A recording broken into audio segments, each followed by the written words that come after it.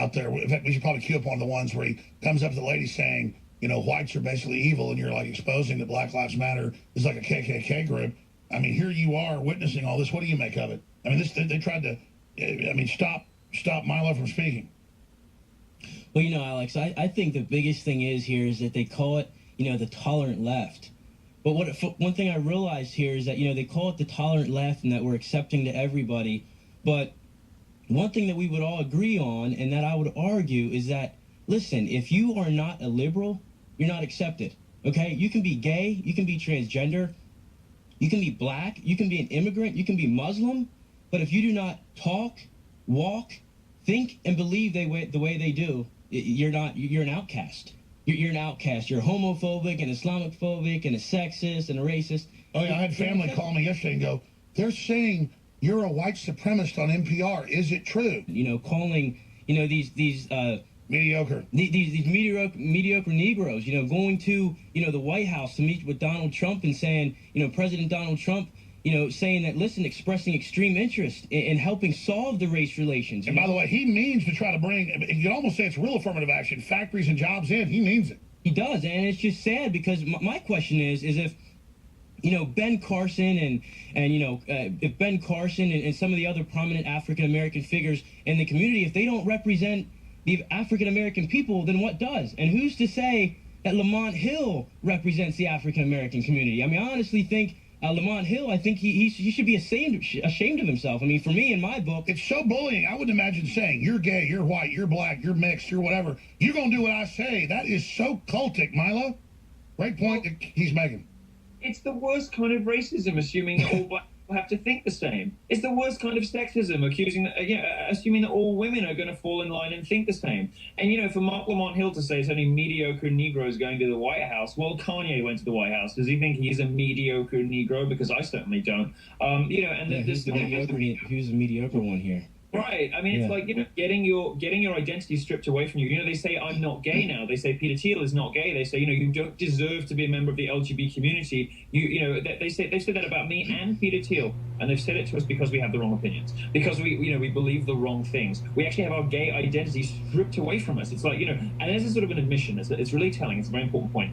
They know that this stuff about, you know, patriarchy, white supremacy is garbage, and the reason you know they know is that when you step out of your ideological box, when you're a gay person who dares to be conservative, for instance, they try to take the gay bit away from you because they know that it gives you special privileges. They know that being a gay in public life, you can say things other people can't say. And this explodes the entire concept of privilege because it demonstrates that actually, if you're a straight white male, you are the least free in public life. You are the least free to express yourself. Why do you think, because there was obviously persecution before, not as much as they say, but it went on. Why then would they then become what they claim they were fighting? It's really, and then like worse than what they were fighting, because it's so vitriolic, it's so aggressive, it wants full control. I mean, normally a bunch of KKK guys just want their trailers and to hang around, act like lords over their little area, you know, some little, you know, crap hole. Instead, they want to rule everything, Milo, and it's revenge. It's very simple. It's revenge. And a lot of these movements, and some people don't like it when I say this, but I think it's perfectly true. And Black Lives Matter is an example. Is a lot of these movements are run by very angry women, and those women often have had very bad relationships with men. You look By the way, Milo, I'm going to apologize to you, and I mean this because I remember seeing you. Angry white lesbians. It really is. So what's going on with the fat, ugly, unattractive? I'm all for lesbians, just they need to be lipstick lesbians. But seriously, what is going on with ugly lesbians? Pissed at everybody, stomping around, screaming effing white male, and then there's all these weird, a few minorities behind them, bowing like they're the god. What the hell cult is this? So Milo, explain it to me, because you exposed it first. What is going on?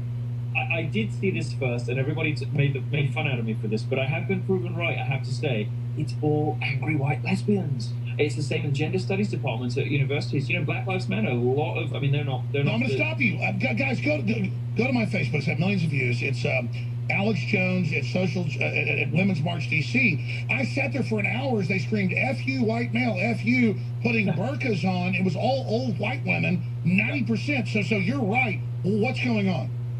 Well, I think that we have told women so many lies for so long. We have really done a disservice to one half of the population. Look, Men are strong and intrepid and and they competitive, and they tend to overcome things. And men who are still single in their 30s, they play sports, they play video games, they retreat into pornography, their own friendships, whatever. They kind of do okay. Women in their 30s who are single don't do as well. And because we've been lying to women through the tenets of feminism. That's right. Men do well in solitary. Women don't. Women really don't. And there's nothing better or worse about that. It's just that the sexes are different. They seek fulfillment in different ways. They're wired slightly differently.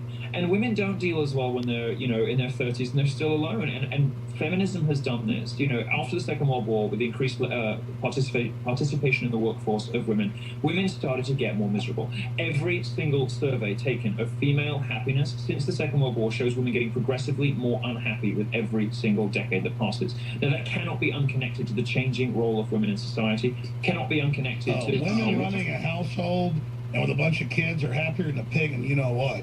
Outside of that, they are totally freaked out.